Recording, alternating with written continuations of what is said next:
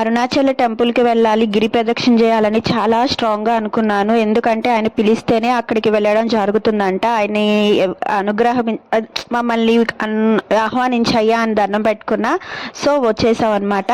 First మేము తిరుపతికి వచ్చాము. ఎందుకంటే తిరుపతికి అక్కడ అరుణాచలంకి 3 hours జర్నీ అనమాట. ఇదిగోండి, అందుకే మేము తిరుపతి దర్శనం చేసుకున్నాం అనమాట. ఫస్ట్ వెంకటేశ్వర స్వామి అక్కడ నుంచి దర్శనం అయిపోగానే ఇంకా స్టార్ట్ అయిపోయాం. ఎప్పుడు వచ్చినా ఇక్కడ ఫోటో మాత్రం దిగుతాం అనమాట ఈ వెంకటేశ్వర స్వామి దగ్గర.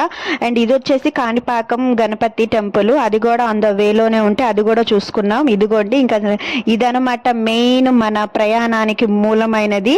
ఇది ఆలయం హోటల్ అనమాట. అరుణాచలం టెంపుల్కి రావాలనుకున్న ప్రతి ఒక్కరికి నేను సజెస్ట్ చేసేది ఈ హోటల్లో ఆన్లైన్లో బుక్ చేసుకోండి. చూడండి ఎంత బాగుంటుంది, నీట్గా ఉంది అండ్ రీజనబుల్ ప్రైజెస్ అనమాట. ఇది నేను మా రూమ్ చూపిస్తా చూడండి. ఇదే అనమాట మా రూము. ఇది వచ్చేసి 1000 రూపీసే, కానీ ఎంత బాగుందో. ఇదే మనం వేరే చోట తీసుకుంటే మినిమం 2000-2500 ఉంటుంది. సో ఇది 1000 ఉంది. ఇంకా ఏసీవి ఇంకా చాలా డీలక్స్వి ఇంకా చాలా రూమ్స్ ఉన్నాయి. మేము తీసుకున్న రూమ్ అయితే ఇదనమాట. Just 1000 rupees. చాలా నీట్గా ఉంది, కబోర్డ్స్ అన్నీ ఉన్నాయి.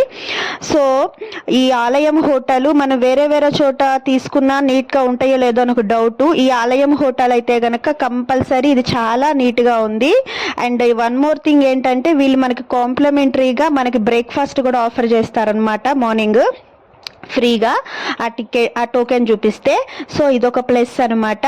మేము వెళ్ళేసరికి 2 o'clock అట్లా అయిందండి. ఇంకా రూమ్కి వచ్చేసేసి చూసుకుంటే రూమ్కి మాకు 11కి అట్లా ఉందన్నమాట మేము బుక్ చేసుకున్నది. కానీ వచ్చేసరికి 2 అలా అయింది, కానీ ఏం అవ్వలేదు. సో రూమ్కి వచ్చేసి కొంచెం రిలాక్స్ అయిపోయి ఇంకా లంచ్ చేసేసుకున్నాం అనమాట. ఇక్కడే మనకి రెస్టారెంట్ కూడా ఉంటుంది, అది కూడా చూపిస్తాను. ఇది వచ్చేసి ఓవరాల్గా రూమ్ అనేది ఇలా ఉందన్నమాట. ఇది మనం ఆన్లైన్లో బుక్ చేసుకోవచ్చు. అరుణాచలం ఆలయం హోటల్ అంటే మీకు తెలుస్తుంది. చూడండి బయటంతా ఇలానే ఒకే కలర్తో ఉంటుంది, బ్లాక్స్గా. చూడండి ముందంతా ఓపెన్ ఏరియా ఎంత పీస్ఫుల్గా ఉందో. ఇది చూస్తే చాలా బాగుంటుంది, చాలా పీస్ఫుల్గా ఉంటుంది అనమాట. ఎంత నీట్గా కూడా ఉంటుంది. చూడండి చాలా బ్లాక్స్ ఉన్నాయి. ఇదే వచ్చేసి రెస్టారెంట్ అనమాట. చూసారా, రూమ్స్ కి ఆపోజిట్ రెస్టారెంట్ ఉంది. ఇది కూడా వీళ్ళదే అనమాట. ఇక్కడ మనకి వీళ్ళ రూమ్ తో పాటు మనకి బ్రేక్ఫాస్ట్ కూడా కాంప్లిమెంటరీగా ఇస్తారనమాట. సో మేము రూమ్ కి వచ్చేసి లగేజ్ పెట్టేసుకొని ఇక్కడ లంచ్ కని కూర్చున్నాం అనమాట. మీల్స్ కూడా నేను చూడగానే ఇది ఏం బాగుంటుందో, అంటే తమిళ్ వాళ్ళు వీళ్ళకి ఫుడ్ ఎలా ఉంటుందో అని అనుకున్నా కానీ అండి, మీల్స్ ఇచ్చారు.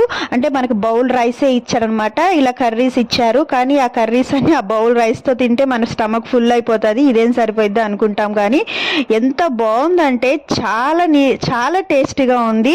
నేను ఇవి చూసి ఏం టేస్ట్ ఉంటుందో అని అనుకున్నా కానీ చాలా అంటే చాలా అమృతం అనుకోండి.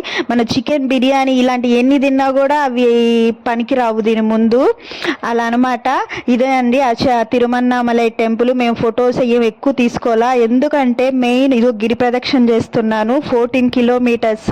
అక్కడ మనకి సాక్సులు కూడా అమ్ముతారు, కానీ మేము సాక్సులు కూడా వేసుకోలేదు.